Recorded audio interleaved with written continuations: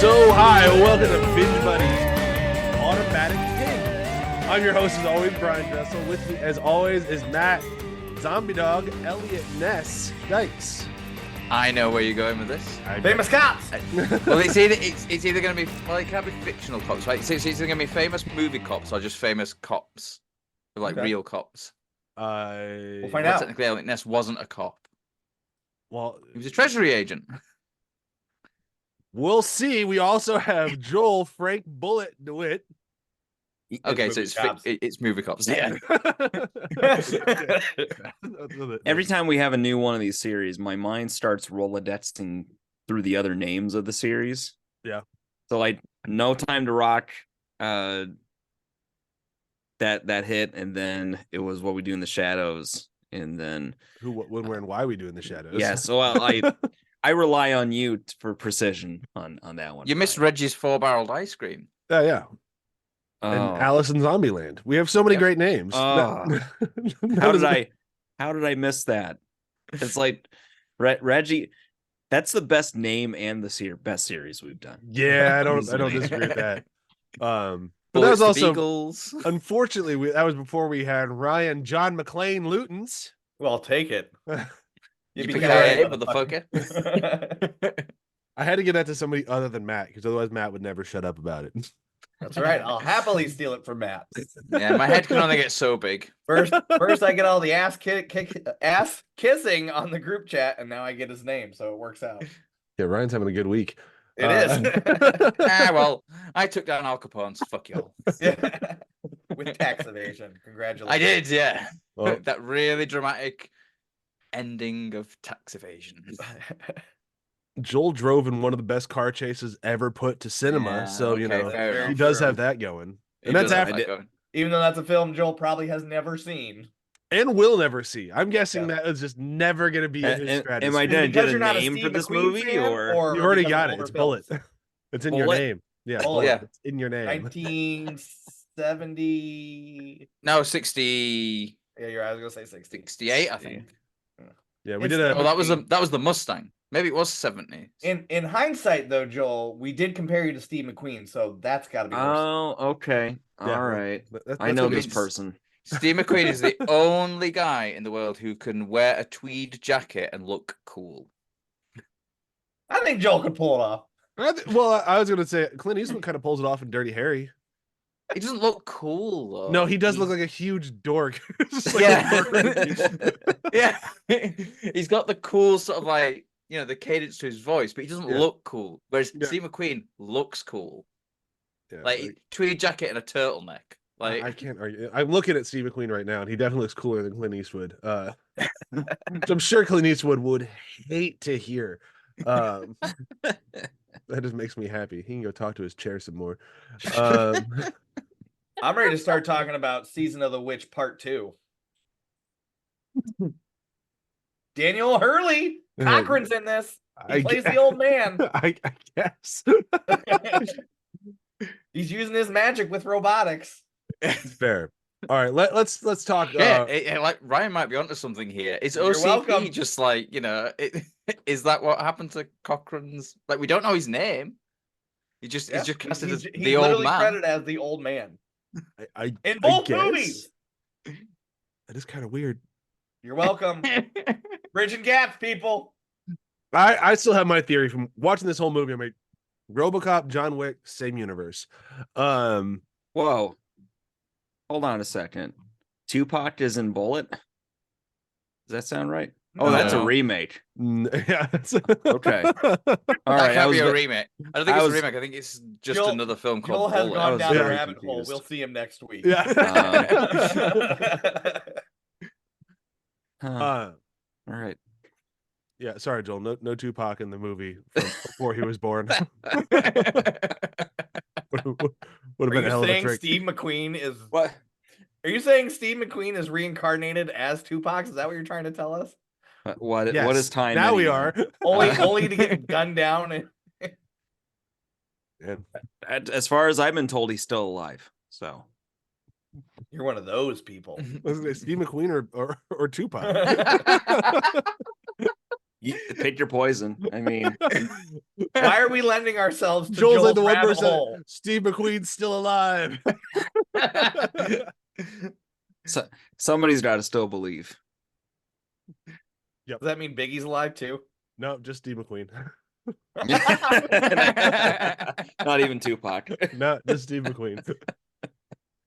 And Robert Vaughn. I'm just trying to think of other people who are in Bullet now, Yeah, why not? who are dead. All right, let's talk about Probably most of the RoboCop. cast. Let's talk about RoboCop. We're supposed to be talking about Yes. RoboCop. We're gonna lose Let's Ryan do it. partway through this episode without him ever getting a chance to talk about RoboCop. So here are our new show, new series. We're talking RoboCop. I'm excited to talk about the rest of these movies because I don't really like the rest of these movies, but I really like this first one. 2 is okay. It's okay. I to be fair, I haven't watched 2 again in a very, very long time, so I might like it more when I rewatch it for next week. But yeah, not a huge fan of 3 from what I remember, and the remake I just full on hate. But I will really enjoy ripping that one to shreds when we get to it, though. So it'll be a very fun episode. But it's I genuinely think the discussion between like 3 and the remake is going to be the most interesting though, because it's like 3 especially is going to be like, how can you go from R to P. the first film? No, the first film, which is essentially X. Like if you watch it any on DVD, Blu-ray, or anything like that now, you're getting the fully uncut version nowadays. You have to specifically select the theatrical version. And then you go from that to, hey, we're making a PG-13 one because we realize that loads of kids watch this. I mean, kids like the toys. Well, to be fair, back then, that's when all the cartoons were coming out. So they had to cater to that audience. Yeah. They fucked up, but it's fine. They learned from their mistakes and stopped making them. Then they tried to make it relevant and made it PG-13 again. It's like they're shooting themselves in the goddamn foot. Yeah, or this is RoboCop, more shooting themselves in the dick. But yeah, it's extremely frustrating knowing how good this was. And like I'm a very, very big Paul Verhoeven fan. He's one of my favorite directors of all time. So like it was kind of a trend to try to take his movies and make them something else there for a minute. And you just can't do it. Only Paul Verhoeven is Paul Verhoeven. Yeah. For better or worse. I think, like I said, I think he's a phenomenal director. And what I love about Robocop, like Robocop's his first American film as well. Everything like he'd done before then was like, you know, in his native land.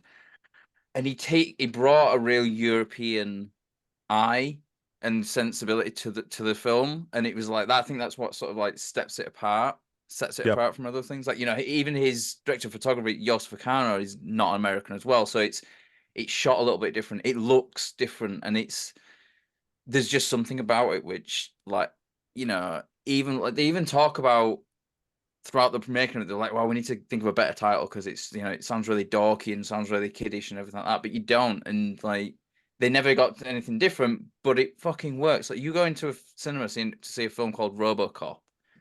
It better be about a fucking RoboCop. Like that's yeah, and it better not be like it better not skimp on the RoboCop action. And this movie does not. Yeah, but it is like, you know, the title itself. It is kind of like, you know, Saturday morning cartoon type thing. Oh, totally. But you go into it and it's like this is not only like a full blown action extravaganza, like really gore, like violence. Yeah, there's all that sort of base level stuff, but there's also underneath it that really intelligent satirical nature of it. And like, you know, we get that from the very beginning with, you know, the first thing we see is the news report. Yeah, news. And the news commercial in that reports too. The news reports, the commercials, all that, and the way that the news reports, it's so funny because it's like, you know, they're talking about like, oh, a lot of people have died. And anyway, let's go on with this really funky story. Yeah. And it's just like it's just that it predicted that kind of sort of cable news network of like, oh, we'll just keep moving from one story to the other to the other to the other, and there's no kind of like break. I mean, there's one bit where they're on about like, you know, 3 ex-presidents died in an accident as well, and then they go into like some like, you know, RoboCop. Who is he? What is he? Where does he come from? And it is just like, and the adverts as well. It is so great. Like I think my favorite one is the it's got to be Nukem. Well, Newcomb's a good one, but I think the Family Heart Center is amazing. Oh, Family Heart Center is pretty good. Yeah, because remember, it's like, we care. Well, no, it's all the stuff that comes before that. It's like financing available. And remember, we care. It's like, that's we can give you like you can pay this, but like for the rest of your life. But we do care about you. No, you care about the money. Keep an eye out for the repo man. A little rough when you're borrowing hearts. Everybody loves a good skewering that is still relevant. How many years today? Yeah.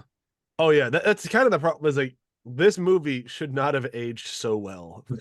Yeah, But it did. But it The really fact is, well, like, did. It really Look at the did, cops. especially when you hold it up to the other ones. Like the cops themselves as well. Like, you know, they're going out in like basically what was at the time riot gear, and now it's more and more becoming the norm. Like they're in these like military style uniforms and like having all these military weaponry and stuff like that. It is just so like precedent. Like, thankfully there isn't a privatized police department yet. that's just the thing. Like this movie is scary with how close it got to the future in the 80s. The fact that, like Matt said, you know, full on riot gear, you've got corporations meddling in everything. Like it's just crazy. Oh, yeah. I always appreciate it when that happens, though. Like it shows a good sense of foresight from the people writing and making these films. You know, it's kind of like when you looked at. I thought I saw once, like years ago, before iPads were a thing, whether it was Star Trek or something else, they had usually like tablets. Star Trek. Yeah. Star Trek, they had tablets. They had like the communicators, which became the mobile phones. A lot of this kind of like the technology that was in those Star Trek things. It's like I think part of it is like people took inspiration on the technology side. I really hope no one took inspiration on society from Robocop, because that's not a good idea. You know they did. Oh, totally did. Like somebody just went like, "Oh man, I'm gonna make so much money off of this pain and suffering. This is great." That wouldn't surprise me at all, though. Like, especially given what's going on in the UK at the moment, with there is like an MP or someone who's in the House of Lords or something who's basically having their assets frozen because they didn't declare a lot of stuff related to PPE sales and they made like almost £100 million off this PPE sales. The PPE didn't work, by the way. It was all shit. Cool. Yeah. Robocop is now. Yeah, exactly. Literally. All I heard is House of Lords, and now I'm thinking like you're some sort of Serbs. Can we? Welcome to England. Serfs. Serfs is the.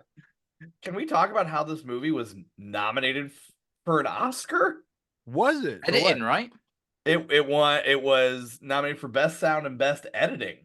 I think it won editing. It won a Special Achievement Award for the sound effects editing. Oh, I mean that tracks. Did it not win? Did it not win editing as well? I thought it won. No, it was just nominated for editing. Was it just nominated? I mean, it's very well edited. It really is. No, and the sound design is so good. Like it's one of the things that the sequels really lose is the footsteps of Robocop. All the sequels, the footsteps just don't sound right. And it's got that. There's just something about the way that they designed the footsteps in this film. It's just like that. You really feel how heavy they are. Yeah. It's got that weight to it, but also it's like it's rigid. Hear that? Yeah, rigid. There's a rigidity to movement. Like they lean heavily into the robot side of things, where you've got something like Terminator, where he's a robot, but he can somehow move like this nimble thing. This is like version 1.0, where it's the Iron Man in the middle of the desert, building with a box of scraps kind of thing by comparison. But it's cool because it is retro future in a way that's really fun. Oh yeah, and a lot of the movement, like there's a lot owed to a mime artist who Peter Weller like basically brought in called Moni Yakim. And they came up with this sort of like the way that Robocop would move. Now, this is before they actually had the armor. So he was practicing with like football armor. So they were going to do it all like very fluid and everything like that. Put the armor on. It's like, I can't fucking move in this. Like, so all of that went out the window. So then they reworked it again. They had to actually shut down shooting for like a week or something because Peter Weller was like, he was so pissed off because he just couldn't, he'd been practicing for months on this stuff and he couldn't do any of it. So they brought Moni Yakin back in and actually had him on set throughout.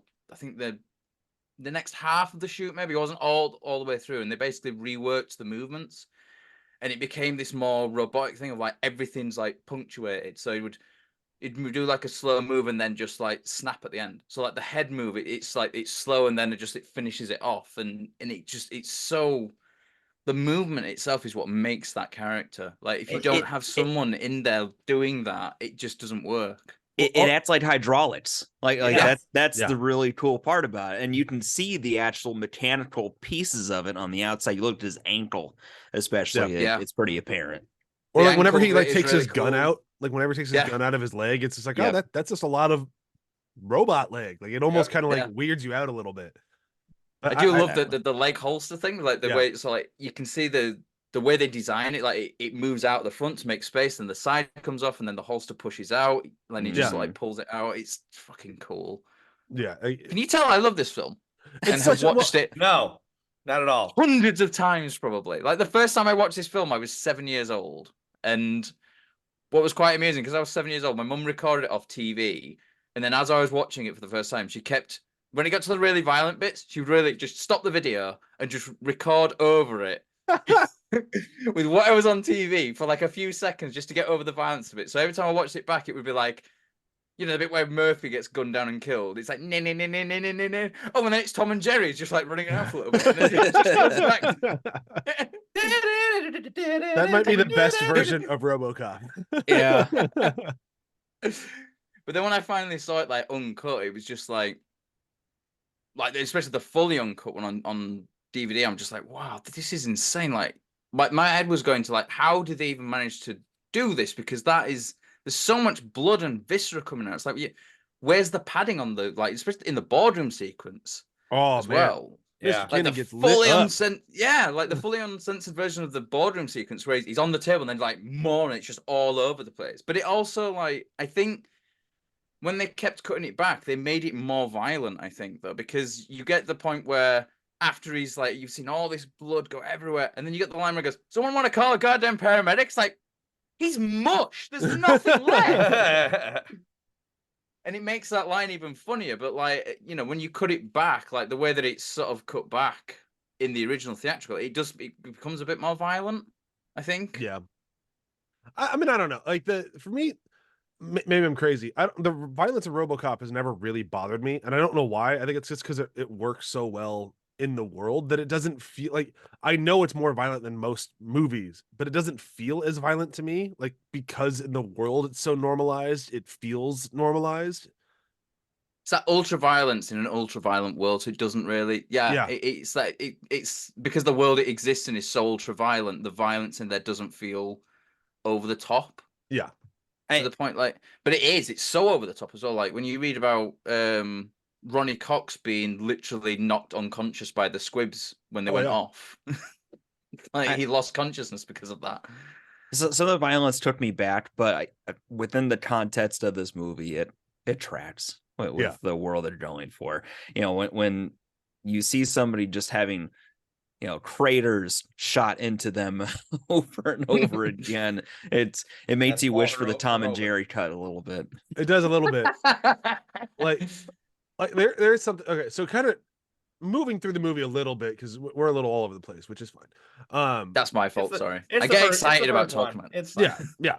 There's not much meat and potatoes to this movie. No, there really isn't. But I'm just gonna try to like move through some of like the bigger set pieces. So like talking more about like the Ed 209 sequence. Like that, for me, that might be that's in like my top 5 favorite movie scenes ever. When they introduce Ed 209 to the room and he breaks essentially, it's just such a great. Beyond him breaking and the guy getting lit the fuck up, which is awesome. I love watching that. The poor guy just didn't see it coming. For me, the reason the scene works so well is immediately after he gets blown the fuck up.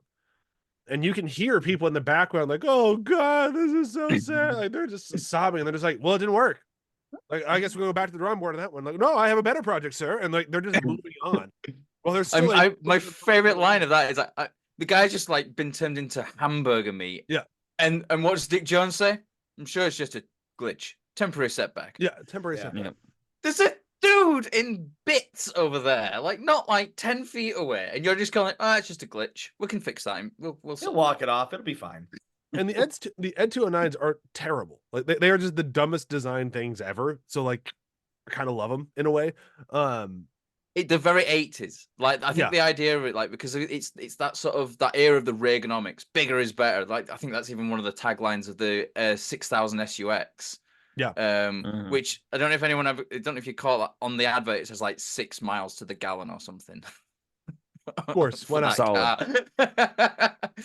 But yeah, it's like, you know, Ed 209 is like the muscle car of robots, and Robocop's a bit more of an. I mean, he's still like big and bulky, but he's a bit more elegant than Ed 209. I mean, he can handle stairs.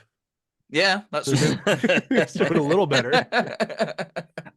I love the stop motion animation. Oh, I do too. Of that. Yeah. It's not good, but it has a real charm to it that it really tickles me. Just the Yeah, tentative stare. Like, I think I can do it. I think I can. I think.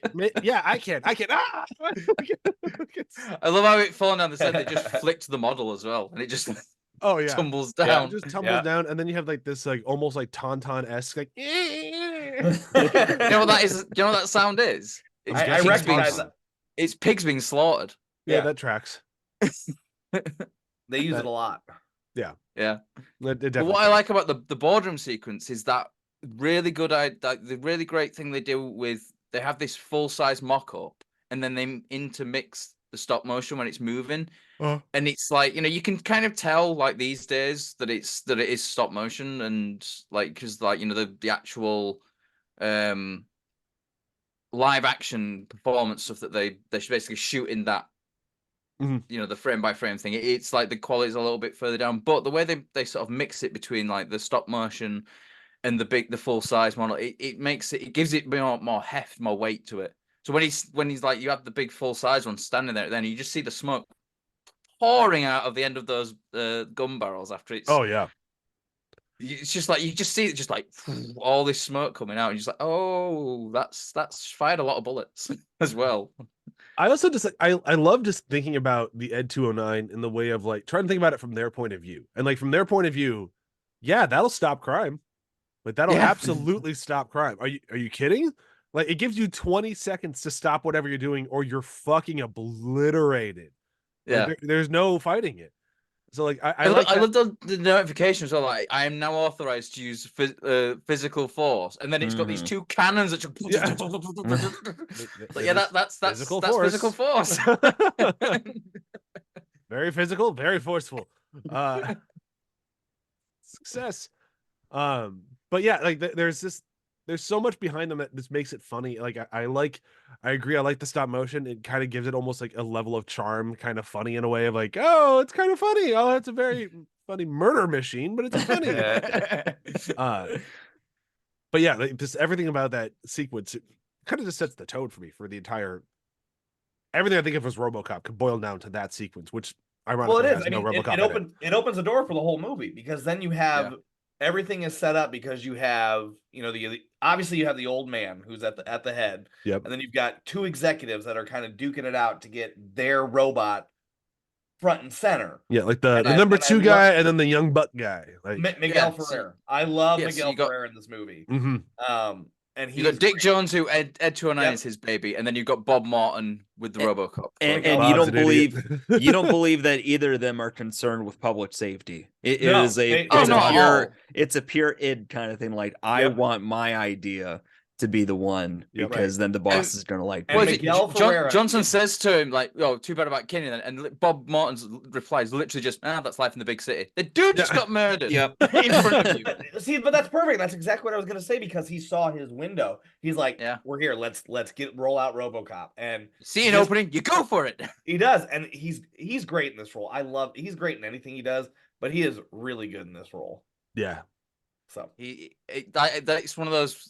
Like one of those things where like this is the first thing I recognize him from, and then everything else I've seen him in, I always think the dude from RoboCop. And but he's so good in everything else. Like he's in like Hot Shots 2 or something. He's fucking hilarious in that film. Yeah, he's so good. Like I've seen Hot Shots 2 in a long time. But yeah, Adieu. Thank you.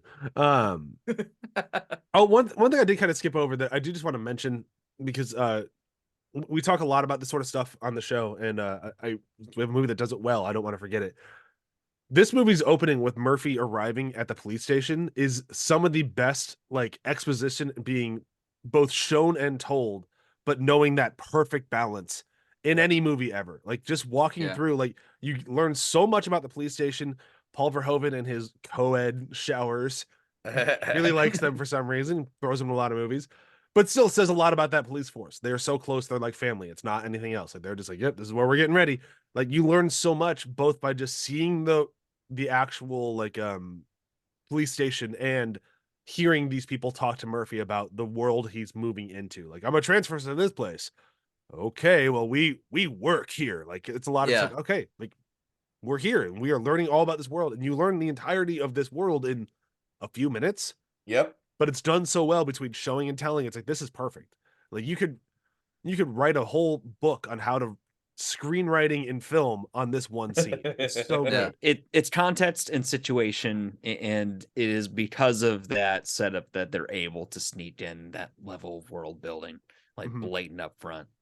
I mean, it's like you've got the corporation stuff in there as well, because you have Murphy's line, like, you know, where it basically says, like, where you're transferring from Metro South, like, welcome to hell. It's like, you know, why are you coming down here? Oh, beats, you know, OCP seems to be moving a lot of us down here or something. And it's like, it's not the police department, it's the corporations moving us down here. Yeah. And it's also setting up that the line that Bob Morton had, where it's like, we've placed prime candidates in key locations.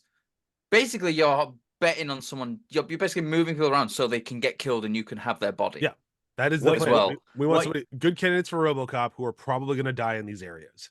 Yeah, this movie does great with exposition and showing dystopian future by being a minimalist, and that's truly a task that this movie executes very well. Yeah, it's a believable future as well. Yeah. Like, it's not like Blade Runner where there's flying your cars face. and shit around. Yep. You know, it's just The cars just are the like same. it's today, but just worse. Yeah, shittier.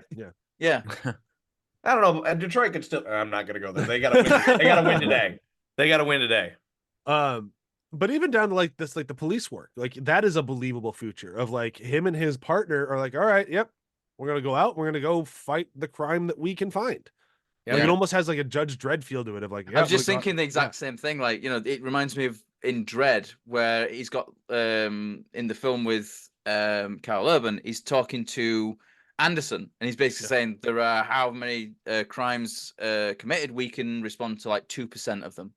Yeah. And then it's that idea of, like, you know, so what 2%? And that's basically what they're setting up here with, we just go out, we get a call, we respond to the call, and that's it. And that's every day, because there's that much crime that you can just go out and you will get a day full of crimes to respond to. And there's no detectives, nothing like that. We don't see any detectives. It's all just patrol going out, just trying to stop crime. Well, I mean, because they're privatized, so that's what the corporation wants. Like, it's easier just to do that. So then you get this pretty decent car chase. It's not my favorite car chase in the movie, but it's not bad. And they found the bad guy, like, almost immediately. Like, yep, there's this truck here. They're going after him. It's like, and the sequence is great. Like, and you know, because you're watching RoboCop, it's like, oh, this isn't going to go well for somebody at some point here.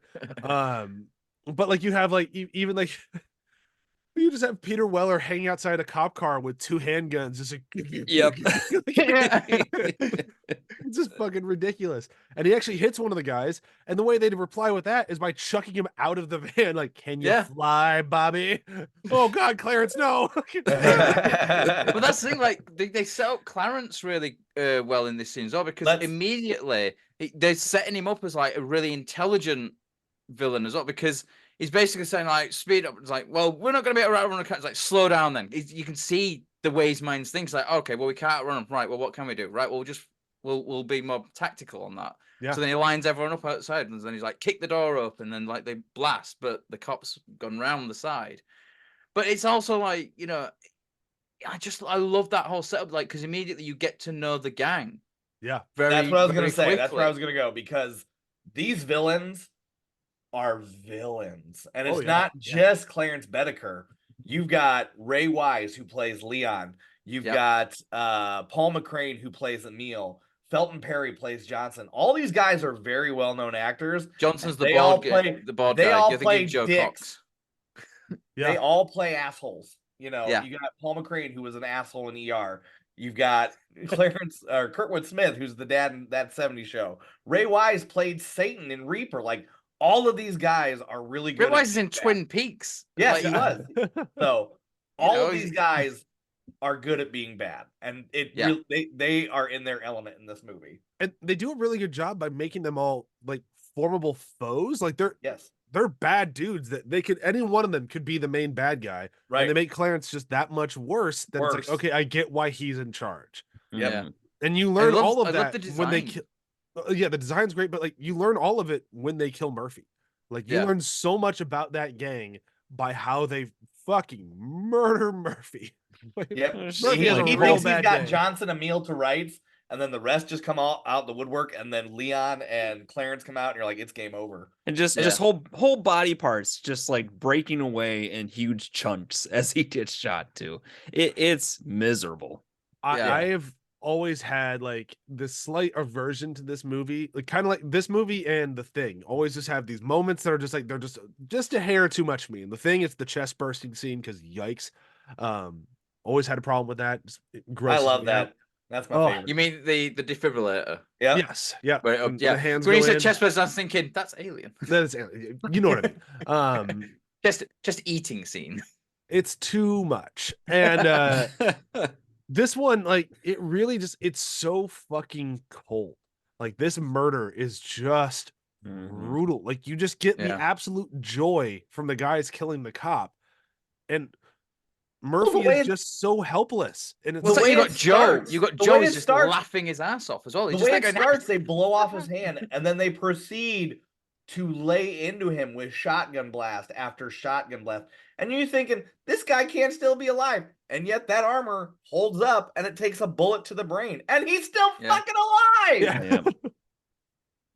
But also, like, you get that one line in there, like they just blow him away. So many squibs that I don't know how he didn't actually die. I think they did a lot of different takes. Oh, I'm sure he had to be bruised to all hell. But either way, after they're just blown away, you hear one of them go, "I'm out of ammo." Like, Jesus. Yeah. It's like you got Joe, like Joe Cox, the character's name, and he's the one with the really high pitched laugh as well. And you just hear him go, "Shit, I'm out of ammo." It's like they're all making like jokes, and then that's when you have Emil, like it's in the uncut version. You have Emil go, "Hey, Clarence, he's still alive." Like even he's like surprised at that because they've like you said, they've just like 30, 40 shotgun rounds at very close range. Like even I'm sorry, that armor. It will probably hold up for maybe 2 or 3, but after the first few, like that's gonna just be shredded.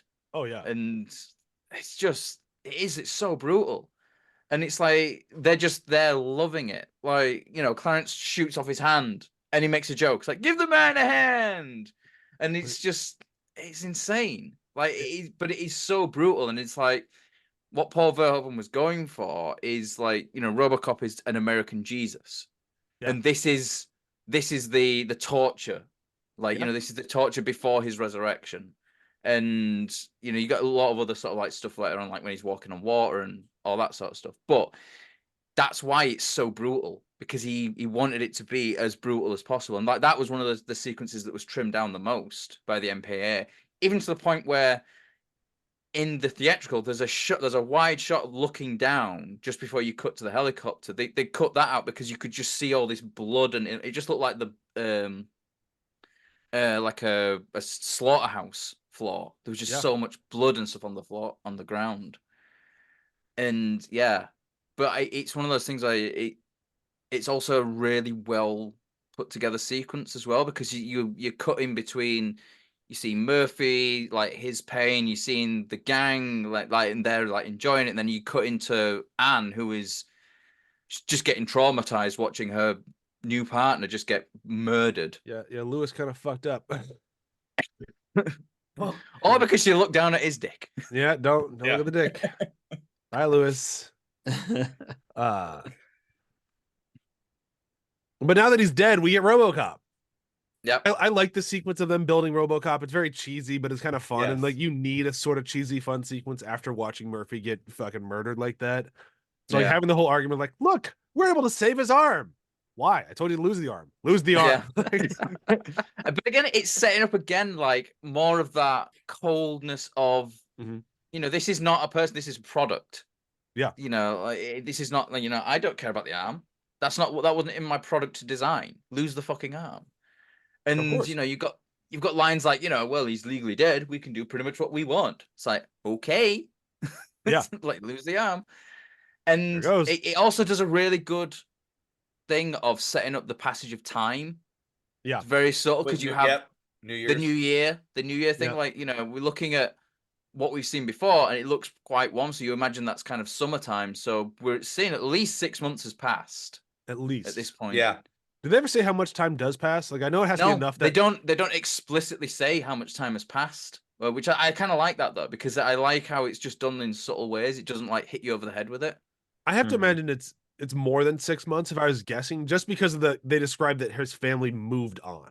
Yes. Yeah. I think it's been at least 6 months to a year. Yeah, If not I think closer to a year. I would guess closer to a year, just because that gives the family enough time to not really move on, but like I get movie And this wise. is the 80s. This is the 80s for exposition to showtime. They would be like, "Oh, look, Happy New Year." Time has considerably moved forward, so. Yeah. But yeah, then we have RoboCop throughout the rest of the movie, and I fucking love like it almost feels like the Superman montage of like Superman's here and he's gonna go out and do the Superman job. And we get that, but with RoboCop. So like RoboCops go out and do the RoboCop jobs. That includes like we're gonna stop this thievery going on with this guy with a very, very narrow gun. I don't understand his gun. Never understood his gun. It looks very weird. Ryan's saying a lot of stuff and I can't hear any of it. Yeah, I Sorry, can't I hit hear the it button. I hit the button. I will suspend disbelief just for that gun. I feel like the only reason the gun it's a real gun. Is it a real gun? It's a real gun. It's a British gun. It's called a Sterling, and it was a World War II gun. And the reason it looks so narrow is because it was literally welded together with like tubing and shit like that because they needed to mass produce them as quick as they could. I just assume they just want to find the gun they could bend easily. Like that's I think the barrel extension or is the size of a thigh. Yeah, well, the barrel extension is the barrel's a bit longer in the film, I think, but the same gun is what the blasters are based on in Stormtroopers. Oh, interesting. In Star Wars, I did not know that. It's the side magazine that gives it away. It's a weird design. Okay, sure. The magazine to the side, like it shoots like round after round without it keeps going. So that makes sense when they're round to the side. Yeah, I guess that makes sense. Magazine, I should say, not a round. It's a roundish magazine. It's got a curve to it. Sure. But I love the guy just like he's just like fuck me, fuck me, fuck me, fuck me. And then he just like bends the barrel and then he's like, oh shit, and just clothesline. But it's again, it speaks to this kind of like what we were talking about earlier on with the police just go out on patrol. Robocop knocks the guy out and then just leaves. He's like, don't play someone, don't put him in the car, don't do anything, like just knocks him out and then leaves. Like, is someone gonna come and get him? Or yeah, I'm not sure what because like later on, like when he helps the woman who's getting assaulted by shooting the guy's dick off by shooting a bullet in between her legs. Like when she comes up and like, I need help, and he immediately hits her with like you've had a traumatic experience. I will contact like I don't remember suicide, not suicide, rape. Or, no. Yeah, so it's like, madam, you have suffered emotional shock. I will notify a rape crisis center. Yeah, it's like, thanks, RoboCop. It's like, oh yeah, that's that empathy that you need. Yeah, there it is. He's so caring. Remember, he cares. I also love like the news stuff of him visiting the school. Like anything you want to say to our younger viewers, stay out of trouble. Stay out of trouble. Yeah, him on the beat doing top stuff is probably the highlight of this movie for me. Sort of encountered the same kind of thing with the RoboCop game. You get through the first intro mission and you show up at the police station and they give you like a briefing and all that. But then they have little mini missions and one of them's just like open this locker for this person. The other one's like, go to the front desk and answer walk-ins requests for help. Answer some civilians' questions, and it's like I gave all of them tickets. It's like everything they asked for help with, like, you broke the law. I love the walk-in one where, like, I think it's in the first one where a guy tries to turn himself in for the reward. Reward. Yes. Yeah. Yes. No, I'm the guy. Give me the reward. But that's the levity that this movie needs to counterbalance all the dark and just brutal violence and murder. Something that we missed, it's just before Murphy's death, actually, when Emil's talking to the other member of the gang who Murphy kills. And it's like, this whole thing of like the capitalism, like the ultra capitalist thing, like the boardroom people the gang are also doing it as well. It's like he starts talking about how, like, we rob banks and we buy coke to sell the coke to make more money. Capital investment, man. It's like everyone is just on this kind of like, venture capitalist, like, we're gonna take money, we're gonna make more money out of this money, and it's just, criminals thinking like that as well, and I just think it's really interesting how that sort of like this. It's one of those things, like, you don't pay attention to that scene, you miss it as well. Yeah, because it's kind of subtle. But and that's what's good is this movie is not over your top, in your face with the themes that it's trying to do, because this movie is very chock full with consumerism and greed and corporations. It just uses the story to tell a story, and it's not in your face.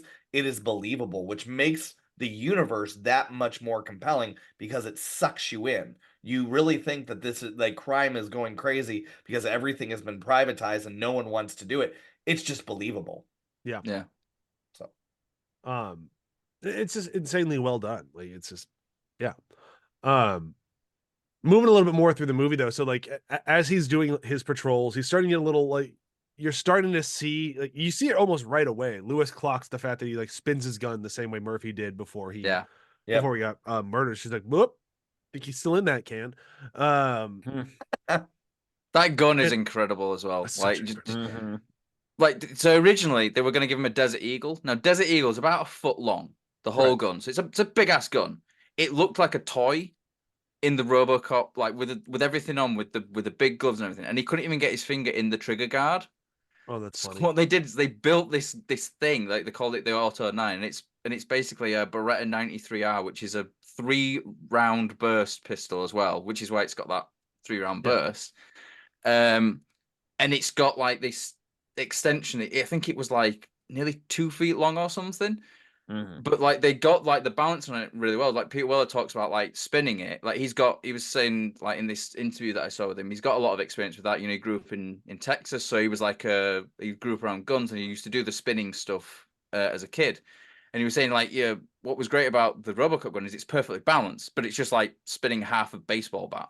So it's like, but it does. It's like, and it's very iconic. It's one of those, like, the 80s were really great for these sci-fi weapons they created, like Aliens, the pulse rifle, the Robocop pistol, and stuff like that. And it's one of those things where, like, the weaponry that the characters had is almost as sort of like noticeable as the actual characters themselves. Sorry, just talk about the gun spinning, because it's very symbolic. Like, you see it pop up in other films, and you're like, why they've got the Robocop gun here? That's incredibly impractical for a human. Yeah, it's good for a Robocop. That's about it. I've lost track of where I was. So we got Lewis, who knows him. So he's now out on patrol, and he runs across one of the guys who murdered him, Emil. And Emil immediately clocks it too, because he says the same thing he says to him. Dead or alive, you're coming with me. Dead or alive, you're coming with me. And I love the look in Emil's eyes.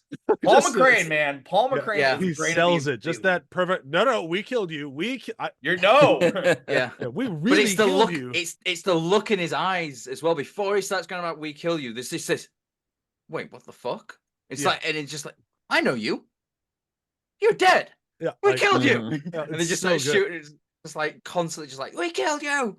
And then, I love the contrast, because just before then he was being really sort of like cocky and aggressive towards the convenience store clerk, and then all of a sudden he's just like shitting himself, like proper, like full on panic mode. But I love, like, it's just such a good trigger for RoboCop. Like he Yeah. knows he remembers him, even if he can't remember. And like that's what spurs the rest of his thing. He's like, I know him. What do I know him from? Who are his accomplices? Looks up his accomplices. That guy, he's on. He does it all with his Yeah, USB. his USB spear in his fist. hand. Data Mhm. spike. Yeah, his data spike. But like he finds out, like, because the Lewis had said his name to him earlier that he is Yep. Murphy.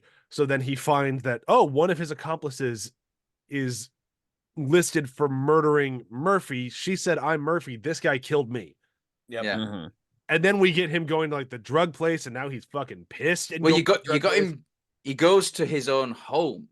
Yeah. But that sequence where That he was goes a cool home. thing. Memories And he- coming through like a database. Yeah. That was Yeah. really That that was was very well done. It's like because it's Smart shot choice. so well as well because it literally blends the same motion and it blends into the memories. Yeah, so well perfectly done. well as well.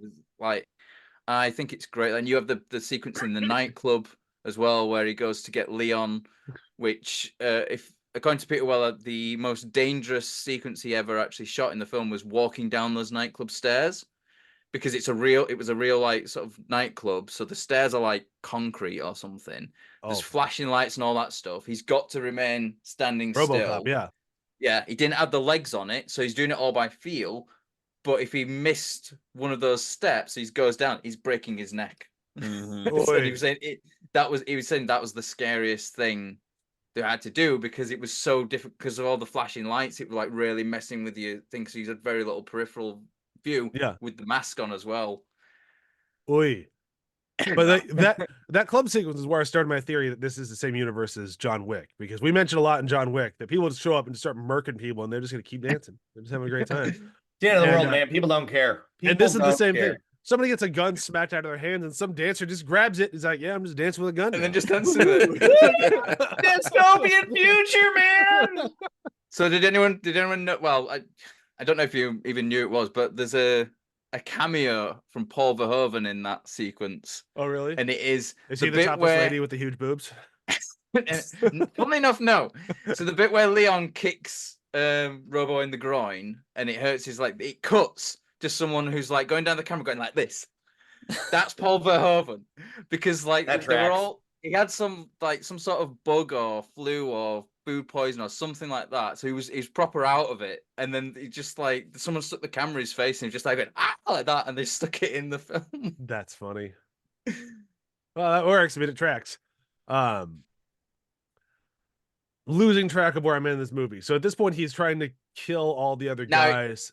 He's at. Well, they'll- This is when he's going to the actual drug place, and like he's going after. We the do warehouse. have with missing a Matt, we very can't talk key- about every single scene of this movie. No, I know, but We've we been are missing talking a for very an hour. I gotta let you know now. We can't talk about every single scene and every single prop in this movie. We don't have enough time in the day. I know, but we are missing a very key sequence where Clarence goes and kills Bob Morton because it sets That's up what I was the- gonna say. Okay. Before I That's left, because before I have that's like before 4 the minutes coke thing. before I have to leave for 4 moments or in 4 minutes. This scene is one of the greatest reveals of like betrayal in movie history, I think. Oh yeah. The fact that Clarence is knocking, like, why is he here? Oh, he's working with Dick Jones. Holy shit! Yeah. So I just thought that was really good. Plus, you also have the great line, "Bitches leave." Yep. Yeah. Yep. So again, that shows, it's you're thinking that okay, he did it, like, Bob did it, but no, Clarence shows up and then he's actually working with Dick Jones, and that just shows you how slimy he is. You think that Clarence is the villain, but no, it's Dick Jones, and it is the Yeah. evil corporation. So again, it's showing all these different ties of how deep corruption is. Again, this movie is chock full of themes, whether it likes it or not, and it is very well done. It was that thing of the 80s where like yuppies would call each other killer and all that sort of stuff, and then in this film it's like, oh, we'll elevate it to that to they are killing each other to get ahead and stuff Oh, yeah. like that as well. And it's just it's so good because of that. And just like he was so sure he was safe. Yeah. He's like, oh, he's an old He's- guy. he's- He's out of touch. Like he lost, man. He had his Well, chance. He's You even think to the he's right- safe too? Yeah. even to the did end, it. even to the end though, he's trying to like, whatever he's paying you, I'll double it right now. He's like for the very end, he's trying to buy his way out of the situation. And it's like, you can't buy your way out of this situation, dude, because what Clarence is being offered by Dick, you can't offer him. Like, Dick Jones is basically offering him to be the crime boss of Delta City when it gets built. Yeah. Like, yeah. you know, you can't compete with that. Nope. So now we're going to the warehouse. Yes, now it's the warehouse to go after all the bad guys.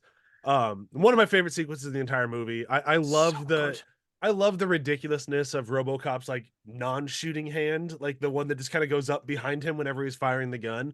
Oh, it's so like it comes back to all that mind work that he did with Money. Yeah. It's like, you know, this sort of like that, and then like, you know, it's the movement, like, you know, everything's sort of moving together. It's almost like a balancing thing, almost like balleretic, but robotic at the same time. And it's so good. But I love the bit where he knocks down the door, walks in, is like, he just goes, "Come quietly, or there will be trouble." It's like, oh, fuck you.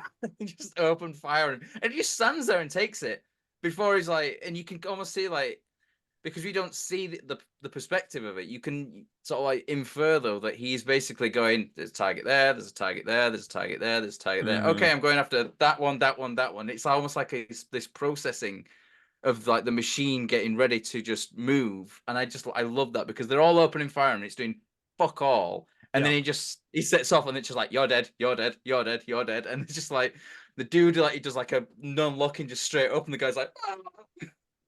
It's so good. And like that stuff, like in the video game that came out, like they nail that. Like when you start like looking down the scopes for people, they get that like the think. Yeah. That's like, oh, I love this. Like that's just so much fun. And the music as well. Like we've not even talked about the music. Like another really iconic theme. Yeah, great score. Like, and it's so good. And like when that theme kicks in that sequence, you're sort of like going, you're cheering on for it. Yeah. It's one of the things where I think Robocop 2 doesn't feel as good because the theme's not there anymore. Like, you know, we'll talk about that next week. They totally fuck up the music score in the second one. It's really too bad. It really is. Like, you could rescore the second one with Basil Polidoris's music, and like from the first one and the third one, because he came back for the third one, and it would probably be at least 50% better as a film. I genuinely think that, because I think the theme really makes it's something like it's like, you know, you can't have Robocop without the Robocop theme. It's like you can't have Terminator without the Terminator theme. Stuff like you can't really have a Friday the 13th like They've tried for all of these, so exactly, and it never fucking works. Like, you know, that's what I'm saying. You can't do it without that. Back to the murder warehouse. So as he's trying to murder the guy who murdered him, he lets loose that he works for the cops. He works for Dick Jones, which would violate his fourth directive.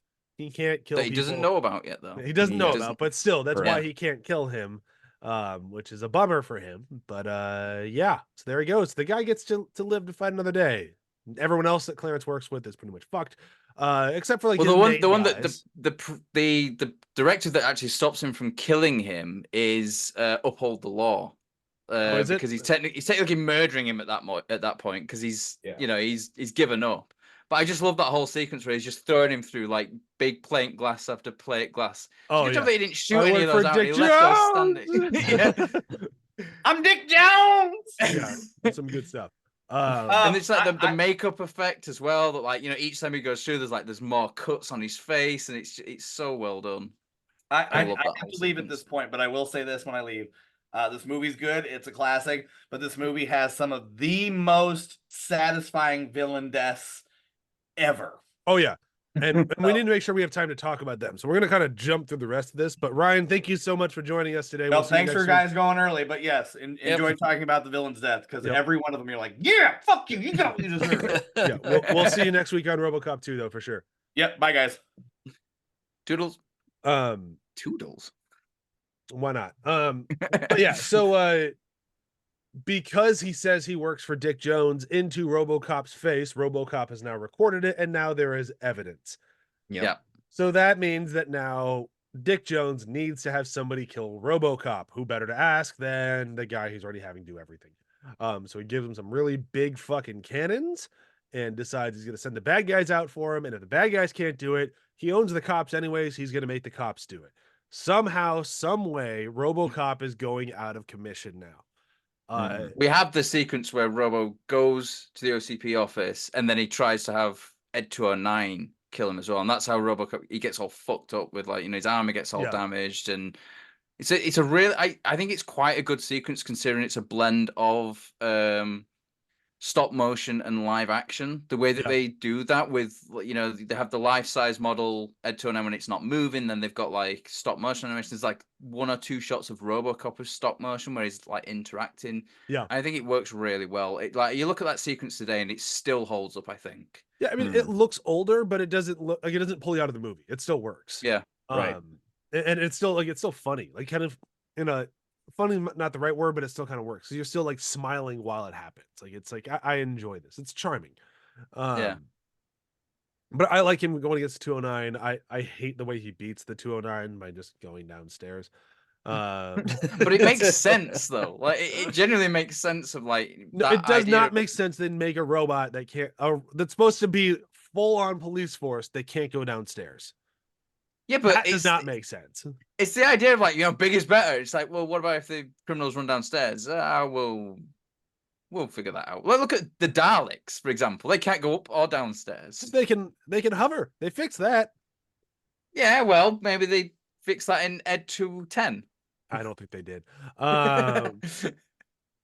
They need to have one of those older people like escalator things for the robot. There you go. They've got the track on the side of the stairs. They killed the old lady in Gremlins. Shot around out the window. A stair lift. Yes. Perfect. It just sits on it, goes down. Do not move. I will be with you shortly. But to be fair, like Ed 209 doesn't really need to go downstairs because most, like 99.999% of the criminals it's going to go up against are not going to be able to get to any stairs to go down them before it's turned them to hamburger meat. He's only giving them 20 seconds. He doesn't give a lot of time. Yeah, that's a little rough. But yeah, so then after he tries to fight Ed 209 and the new guy who owns the police force, that doesn't really work out well. So he gets, all the police are like, yeah, you got to kill Robocops. They try to kill him. That doesn't really work out. Lewis, she saves the day, picks him up. They go and they take off his helmet because his helmet's all damaged anyways. And it's like, oh yeah, look, you are Murphy under there. Aw, that makeup holds up. Makeup looks incredible. Always has, always will. They had like 2 hours to shoot with that specific makeup because the way that the latex, like under the lights, it would start to disintegrate really quickly. Oh wow! Because the like what the material was made out of, so it would take like something like 6 hours to be applied, and then it would be like you get 2 hours of shooting, and then that's it. It's done. So like any sequence where he's helmet off and everything, like took a long time to do. I mean, yeah, I believe that. I mean, like the whole Robocop makeup sequence itself, like the makeup process on Robocop itself, I think it was like an extra I can't remember the exact times, but basically it was several hours when he got into that makeup chair to have just the armor and everything put on, and then when you had the face stuff on, it was an extra 2 or 3 hours on top of all that other stuff as well. Like, but it looks so good. Like the blend is perfect. It does. You can barely see it. Like it's so good. I was actually looking, like this time I was looking to like, can you see anything? And like there's close-up shots and I'm like, I can't see the blend. It literally just looks like they've just put his face over a machine. Yeah. And it's the minute he takes it off, it's like there's something like unnerving about that because it does look so real, and it's just like, oh, this actually looks like some dude's face stapled to a robot's head. That is it's something that again the later films lose because they tried to simplify it a bit more, and to the point where in one of them it looks like, I think it might have been the TV series actually that they did, where it just basically looks like he's wearing like a rubber face mask. Scuba, basically like a rubber scuba mask. And so one where they like have him like on a hook and they're like wheeling him through, that looked the worst to me, but I don't remember which one that is. There's either 2 or 3. Two, because it's in bits. It's in bits, and that's not even a real thing. I think that's like animatronic. Yeah, it looks real bad. Yeah. But that's fine. But I like the him and Lewis getting along to get together again because I like Yeah. Lewis. I think she's a fun partner. I like her in the game too. But also like this is when Clarence shows up with all their huge cannons now. Like Yeah. jumping over the scene where they get the cannons because it's a very fun sequence of them just blowing up every car known to man. But when they show up to get and the front and the shop fronts as well. and a strip club. I will just make a quick note. These explosions put Phantasm to shame. They do not put Phantasm to shame, but they're very, very nice. Speaking of explosion, the gas station explosion, yeah, that actually necessitated a change in the Dallas city law around pyrotechnics because it was that big. It blew out windows for several blocks away. It's not stated how many blocks, it just said several blocks away windows were blown out because of the size of that explosion. Okay, so maybe it does put Phantasm to shame a little bit, but only a little bit of shame. Yeah, they had like all the police called on them that night, I think. They turned up, they were like, what the fuck are you doing? They were nearly kicked out of Dallas for that. Like, because that's where they shot most of the I think the only thing they didn't shoot in Dallas was the steel mill stuff, which was in Pittsburgh, because there's no steel mills in Dallas, apparently. None of it in Detroit. That's kind of a bummer. Well, I think like in the 80s, Detroit was probably not the safest place to go. No, I don't think so. At least not according to Robocop. All right, but let's finish this thing up. So the bad guys show up to try to take on Robocop. Robocop, yeah, as Ryan said, he gets the bad guys, and every single one of them fucking gets it, and it's nice. It's like you get Joe Cox's death is great because like he's got like really annoying laugh, and even as he dies, his voice does that like like the high pitched like so, it's so fucking good. Well, and then I just love how I was like he's holding on to him, then it's just like fucking it just dumps him on the floor and just leaves him. I love that like the criminals have almost got like this kind of brotherly bond until they're dead, and it's like fuck it, I don't care. And it's punctuated perfectly when Emil goes into the toxic waste thing, and he comes out and he finds Leon, and Leon's like, "Don't touch me, man." That was a little rough. Emil got it bad. I mean, granted, Emil sucks, so I'm fine with him getting it bad. But man, he got it bad. Just him walking around like the Toxic Avenger, just and gets blown up by the car. It's like oof. It's like if you look at like go back and like watch that sequence or really pay attention to the makeup effects. They went all in on that. Like you can see like his fingers like they've melted off, but the bone, you can see that it's actually the bone that's actually sticking out. And it's just oh god, I love that 4K when you see all that detail. It's so good. all that juicy detail, literally. And juicy. he just gets wrecked. Yep. Like not only does he get like melted by toxic waste, he then just gets exploded by Clarence like running over him as well. That's oof. And I love Clarence's response to that. It's just shit. And just windshield wipers on, just get him off the car. Yep. Super gross. And then the TV Lewis cut of that sequence is hilarious because they just leave the shot running even longer. So instead of him actually hitting him, he just drives up and just goes around. Very weird. Because the TV cut, they can't show a guy exploding. Well, they should. So then Clarence he shoots Lewis a couple times. How Lewis isn't dead is beyond me because like her squibs are so huge. It's like good Lord. Like that was all the squibs in this film are huge though. Yeah. But she gets shot like 3 times. Like that's the majority of her chest is holes now. Like, all right, well. But she still does well enough to go get one shot off of one of those huge cannon guns and get what's his name? The Leon. Leon gets Leon. And poor Leon, like he's like Polka Dot Man-esque of like, I'm a superhero. Yeah, I got it, Clarence. I got it. Boom. Boom. Yep. See ya. And then and then Robocop gets his man. Yep. I love the like when he comes up to him, he's hitting him with that thing, and he stabs him in chest, and it's like it's one thing that the one problem I have with the film, like the more I think about it though, is the fact that Robocop screams in pain. Like surely he wouldn't have any pain receptors of that thing getting stabbed in him. But I can let that go because it looks fucking cool of Robocop going, And it's a screaming pain. I kind of, so you know the concept of like a phantom limb. Yeah.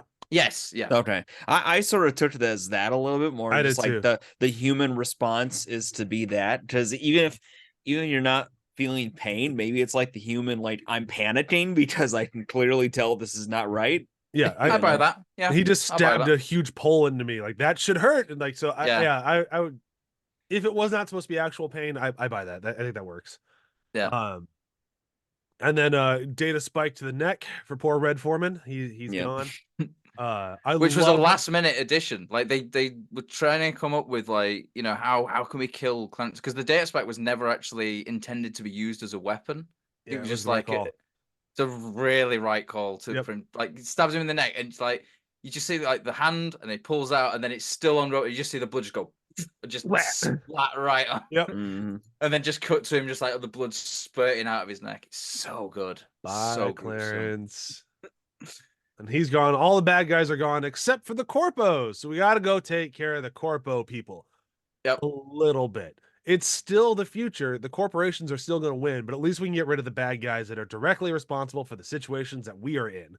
Well, the actual killing corporation people, yeah, not the ones who are killing everyone with their greed. We'll just get rid of the one who's physically killing. Yes. The other physically killing other corporate dudes. Yeah, that we know of. That we know of. Yeah, that we know of. But like, I love this. It's kind of bittersweet in a way because you know we know the corporation's still winning. Like, yeah, you just took out the one guy. But I like that the one guy is like he's taking his victory lap right now. He thinks Robocop's off the market. He's good. He's got the Ed 209s. He's like, I even got one downstairs protecting the building. And Robocop just shows up with that cannon gun and just takes care of Ed 209. I love that sequence. What are you doing parked on private property? You have 20 seconds to move your. It's like, you know that it's like 20 seconds, or I will shoot you for parking on a private property. Yep. Ed 209s, man, those things they're rough. I love the like the topless like legs just sort of like wandering around after he's blown it up as well. That kind of like that little fan thing going around, and then it just like falls up, and then the little toe just goes. But just even like the reveal, like we know it's done because it got shot so many times. But as he's walking away, you get like them just stepping into frame, and he does like the weird turnaround, and then turns back, and then oh, it's topless. It's dead. I dig it. It's fun. And then he goes upstairs, finds out about his, no, he already knows about his directive number 4, but like he needs to take care of this guy. He gets the main guy to fire him, which is great. Thank you. And then just blows him away. Yeah. And then smash cut to credits, you're done. That again was another thing that we're like, how do we get past this directive 4 thing? And someone just went, why don't you just have the main guy fire him? Yeah. I love Robocop's thank you. Yeah, I just love that. It's the way that he goes, Dick, you're fired. Like, thank you. There's little moments. The gun comes up. There's little moments throughout this entire movie where like he sneaks in little like non-directive comments, like commentary. Like he calls somebody a creep at some point. Your move, creep. Yes. Yeah. It's the rapist. Like the other rapist after he's shot the dick off. He's like, your move, creep. And the other guy's like, okay, I give up. Robocop's he's a pretty good cop. If that's what you're into. I don't think I don't want to cross him, but I'd rather cross him than Ed 209. Oh yeah.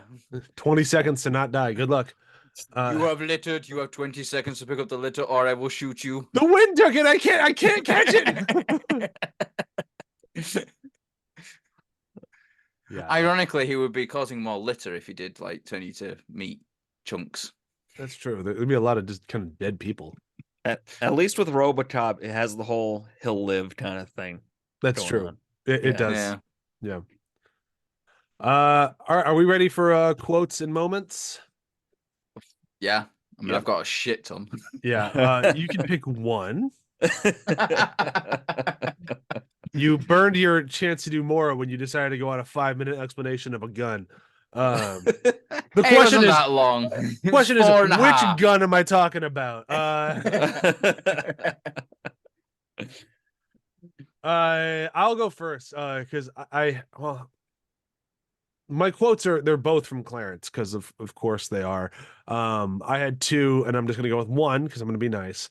Uh, and it's the one that I never really think of because I don't really think of it as like a RoboCop line, but like whenever I watch it, I love it. And it's "Can you fly, Bobby?"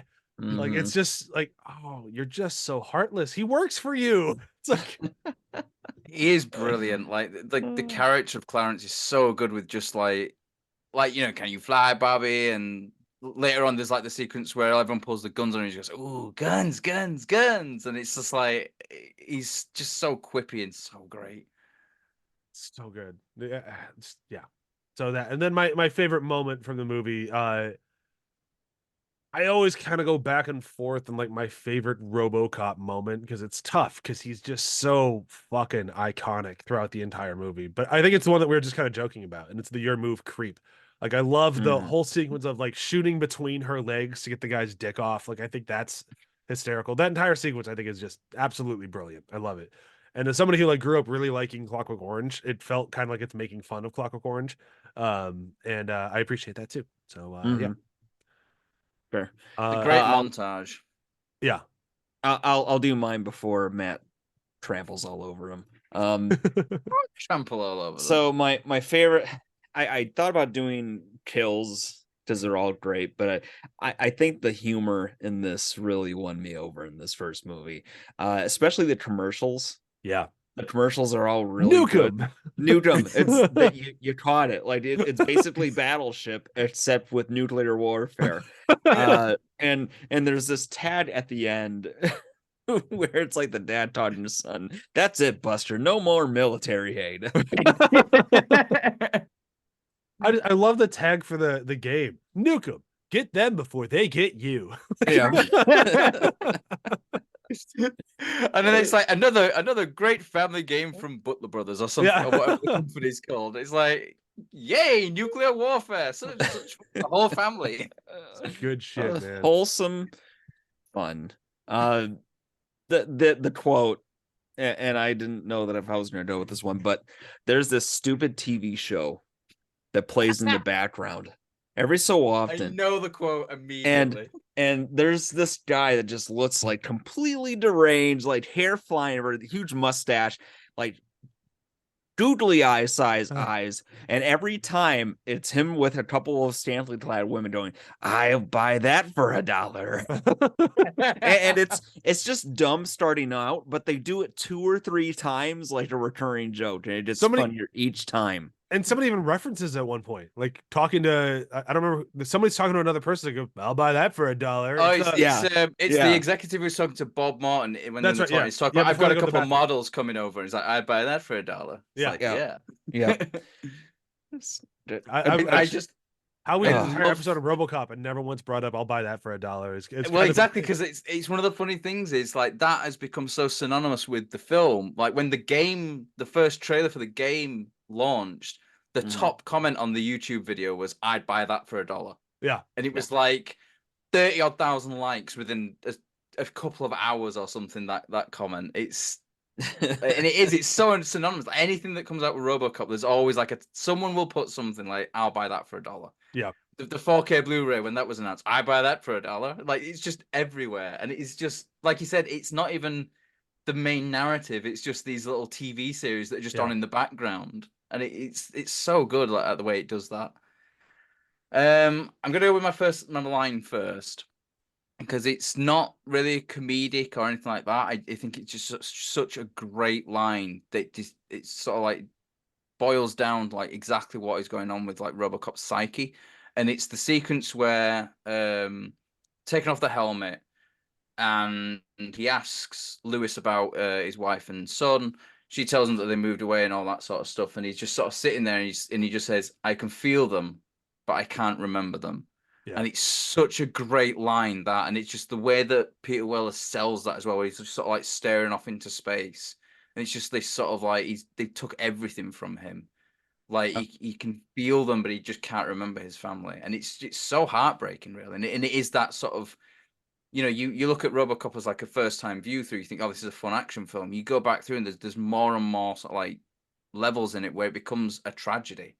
And it is like you said, like, the corporation wins at the end, essentially, as well. Like, it is not a happy ending, but it's portrayed as a happy ending, which I think is really clever. Like, the way that Verhoeven does that is it's like, it's shot like it's a happy ending, but it's actually not. It's actually quite a sad ending. Like, he does it that really well in Total Recall as well, where you think, oh, it's a happy ending, the hero won, but actually it's like, oh, hang on a minute, no, he's lobotomized. He didn't actually win. He's just lost his mind, and he's so good at that. And because you can take it in any way, you can decide actually, no, this is a happy ending, or you can actually, like, the more you think about it, the more you can be like, actually, no, it is actually a downbeat ending. Yeah. I know the joke about the night scene in John Wick was mentioned earlier, but I think there's actually some comparisons you can make about John Wick in general. Like, both movies have a action heavy focus with some comedy. It has a little bit of the heartstrings in the background. That's the impetus for the action happening, but it isn't laid front and center, and it's not something that's lingered on too long. And for the movie they're going with, I love it. Like that's the perfect kind of structure to go with.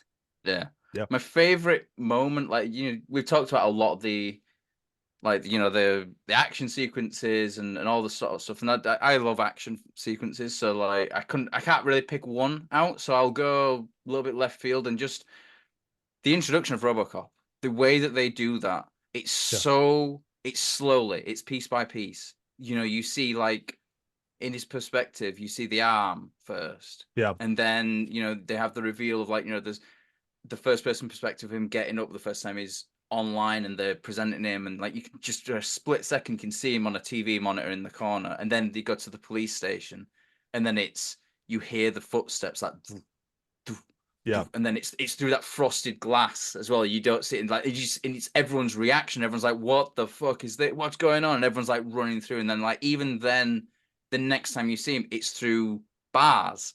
And it's like, so it's always like very slowly revealing, and then you get to the final thing where he's just kind of like there in the chair, and then they do all the time, and you can see that, like, people are just like in the background, what the fuck is going on here? Oh yeah. And it's so good. It's one of the best reveals of, like, like Iron Man, for example, when he first gets the proper Iron Man suit on, and it's like, and it's all put together, and it's like slowly being shown, and like the helmet comes down. Mm-hmm. It's the best sequence I've seen of that kind of reveal, because it is just slowly and slowly giving you more of a detail, more and more and more to the full. It's not just like he opens the door and is like, I am here. Yeah. It's just like, it's so slow, and it works so well because of that. It goes back to the weight and mechanical nature of the actual suit and equipment. They go back to the Iron Man comment that you get to, like, Avengers, Infinity War, and Endgame. It's like, okay, nanos, bots, like, this is basically just like a blanket that's water that's pouring all over you, instead of these pieces that are twisting and combining. And I miss that from the first Iron Man film. Like, whenever I go back and watch the first Iron Man film, that's the suit being put on and all those bolts, and like, it's so mechanical, and I love that. And I think, like what you were saying, like, the mechanical nature of Robocop, the sound design on that is just incredible. And it's like, no wonder it won an Oscar for the sound design, because it is just like all those, like, the sound effects of, like, even just the Ed 209 sound effects as well. Like, the mechanic, it's like, it's so different but it's also similar, because it's all still mechanical and stuff like that. I fucking love this film so much. I could talk another hour on it, because there's so much we have to skip over as well, because there is so much to talk about. There is. And yeah, thanks for listening today. I'm only half joking. We are at the end of this. I really do enjoy this movie. I love this movie. I wish that I was going to enjoy the sequels as much as I was enjoyed this one, but I know the sequels. Luckily, there's still gonna be a lot of fun to talk about. They're all a little goofy in their own ways. They all have something that makes them their own version of special, even the remake. I'm really excited for the rest of this show. I know it'll be a short one. We're not going to spend a lot of time in Automatic Pig, but it's gonna be fun while we're here. We're not going to cover the Robocop TV series they did, because fuck me. And Joel and I are both playing the game. I'm sure we'll sprinkle in some of that stuff while we're playing it. It's not a very long game, so I'll probably finish it. I know Joel plays more than I do. I usually only play like one game at a time. Really want to play the game. I need something to play it on. You know how you've been talking about having that weight and half mechanical nature of Robo. They nail that. They nail it. Yeah, nail it. I've seen videos on YouTube of it, and it's just like It's like the anti Call of Duty or anti Yeah. Titanfall. It's not Twitch. It's slow. You're a walking tank. Yeah. And Yeah. it's the better for Which it. is Robocop. Robocop is a walking tank. Like, Yeah. and I think like doing that in a game form is so difficult to get right as well because it could be so really boring because it's like slow and all that sort of stuff. Oh Right. man, but like there's sequences like you find in one of the missions you end up in the warehouse where Murphy was killed, and like seeing how RoboCop deals with that is so interesting. Like he starts glitching out at points, like when he gets to the actual room where it happened. Like it's really really cool. I don't want to spoil it for Joel if he hasn't gotten there yet. But it's very cool, and it's not like story. Like it's not like a huge story moment. If you had skipped the RoboCop movie and only played the game, that sequence will go right over your head because it's not important to the story at all. It's like, why am I glitching out here? All right, moving on. But if you've seen the movie, they recreated that room so perfectly. It's like, I know exactly where I am. Oh shit, I know exactly where I am. And they don't give you anything. It's just you have to be a fan of the franchise. So the game is just chef's kiss. So good. That's what I love about the film as well, is that the end sequence with like him versus Clarence, it's back at the steel mill where he was killed, but he doesn't ever go in. They don't hang out in the room he was killed in. They're somewhere else, and they never go back there. And that's quite interesting. Yeah, that happens in the they game. take in the game, it goes back, and then he starts glitching out because this is where he dies, and he remembers that. Yeah, it's cool. Very, very good game. We're gonna do a quick round of plugs and we can say goodbye. This show, every other show in the ATH network, be sure to check out athpod.com. You can also find us on YouTube now, where ATH is actually kind of happening. I'm not sure at what schedule it's going to happen, but we did release an episode, first episode in over 2 years. It was a 2023 review. It's a video podcast. Me, Brock Holiday, Joel's wife Kelly, and John were all on, and we talked for about 2 hours on just shit that we liked from 2023. So that's on YouTube. It's still going to be uploaded to one of our podcast streams. We haven't really decided which one yet. It might just end up on all of them so that, you know, since we're all represented across all of them, it'll kind of pop out there. But we had a really, really good time. It was a very fun conversation. 2 hours went by like that. Like it was just, yeah, it was awesome. Oh man, I'm jealous. Yeah, well, where was my invite? In a different time zone. I have got up at like stupid o'clock in the morning to record podcasts. Well, we're hoping to do more of them. The idea for this one was we wanted one person from each show. So that's where you kind of had the problem of you're on the show with me. Sorry, Matt. What is your show? Yeah, I know. That's why it makes it tough for you. I'm sorry. God damn. But we are going to do more than we want to have all the co-hosts on at some point. So you will be on at some point. We'll just figure it out later. I think right now the plan is for it to be a monthly show because it's going to be more of a review of things that we liked, but we haven't really come up with the whole thing yet. We're figuring it out as we go, but it's very, very exciting to be back on After Hype World. Yeah, that's it for me. Joel, what you plugging? Afterthoughts podcast, where I find out what our schedule is by listening to a different video podcast just mentioned. It's Dune. You're doing Dune. It is Dune. I was also informed that apparently some Holocaust books. So like, good lighthearted fun for that. That's looking forward to that. Super GG Radio is a video game podcast. We talk mostly about upcoming indie and unreleased games. Stuff. Play Robocop. Have you started playing Forgive Me Father yet? I keep talking to you about it. I did purchase it. I haven't started it yet. Okay, I'm curious. That's curious. That's on my short list here. I gotta play Dishonored. I need to play. What now? Dishonored. That's a good game. Yeah, that's our next game club game. So if anyone wants to play or listen along, that'll be upcoming. Robocop, Forgive Me Father, Sonic Frontiers. I've got a lot on my plate. Yeah. So and I've got some research with Skylanders I need to do for some Skylanders. Okay. Skylanders. Yeah. That's still a thing. No, that was the weird game. That was the weird game that you had to like you bought actual figurines and stuck them onto something and then you could play that character or something, right? Kelly, that was Kelly's entry into video games in terms of like, I'm gonna play something current. And it's a lovely game. Costs way too much to play, or at least it did. But you have to buy toys as well as the game. Yeah. Exactly. But it was like a novel, cool thing. And since we spent way too much money on it a lifetime ago, I'm gonna work on making some written content for it. So we'll see how that goes. Matt, Your anything to money's plug? worth. Nothing of mine, but I will say that if you like the RoboCop film, you should really check out the RoboDoc, like 4-part series, because it's great. Cool. There's so much details on the behind the scenes stuff, and like I knew some of the stuff, but I didn't know all of the stuff. So there's like it's really detailed. But one thing I didn't get a chance to mention it at all, but I'm just going to very quickly mention it. The bit where the hubcap flies over the top of the camera and the car chase at the God damn, end. Matt. I know, but awesome shot. Not intended. Nearly beheaded the cameraman. Oh, damn. The hubcap just came off, and it makes for a great shot, but the camera had to duck because that didn't intend to come off. We're never doing a series that Matt likes again. Just give me more than an hour, damn it. Yeah, just let him record a separate podcast by himself where he monologues all this. He get it out of his system and then he comes to the table with his streamlined comments. I mean, you joke. I could easily do a 3-hour thing of just me talking about Robo. Oh, I wasn't joking. I was serious. You should have the Matt files like did.